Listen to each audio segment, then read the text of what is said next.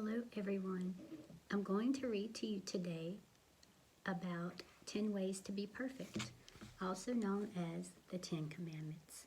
That's what we're studying for the month of March 2020 here at the ranch.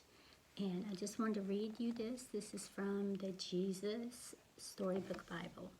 10 ways to be perfect. So there they all were. Grannies, granddads, babies, uncles, aunts, children, moms and dads, out there in the middle of the desert.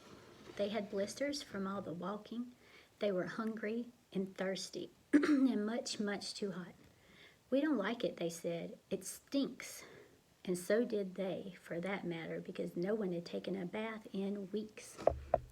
Now remember, because this is something they'd forgotten, God had done amazing things for his people. He'd hidden them inside a cloud. He'd moved the sea. He'd set them free.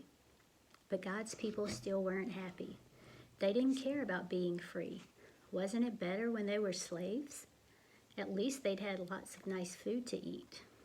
God doesn't want us to be happy, they said. It was the same lie that Adam and Eve had heard all those years before.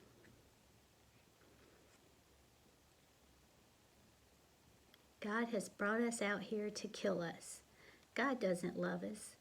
But they didn't know God very well, did they?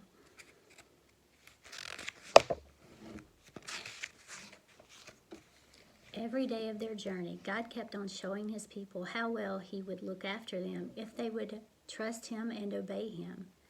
When they were hungry, God made the sky rain with food, bread coming down from heaven. What is it? They asked each other. They didn't know, so they called it, What is it? Which of course is a very good name for something when you don't know what it is. When they were thirsty and started quarreling, God made the water flow from a rock. Moses called that place Quarreling because that seemed like a good name too. And still God's children didn't trust him or do what he said. They thought they could do a better job of looking after themselves and making themselves happy.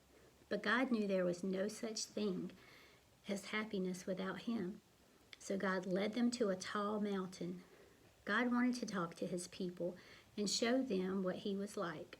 He wanted to help them know him better and tell them about the special land he was going to give them.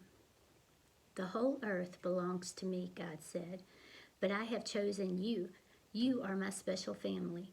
I want you to live in a way that shows everyone else what I am like, so they can know me too. God called Moses up the mountain. The great mountain shook. A thick cloud fell.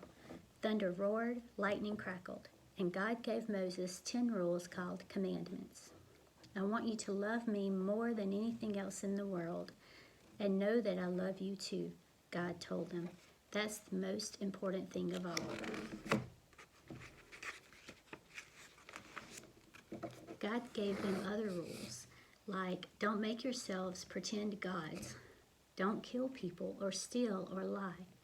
The rules showed God's people how to live and how to be close to him and how to be happy. They showed how life worked best. God promises to always look after you, Moses said. Will you love him and keep these rules? We can do it. Yes, we promise. But they were wrong. They couldn't do it. No matter how hard they tried, they could never keep God's rules all the time. God knew they couldn't, and he wanted them to know it too. Only one person could keep all the rules, and many years later, God would send him to stand in their place and be perfect for them. Because the rules couldn't save them. Only God could save them.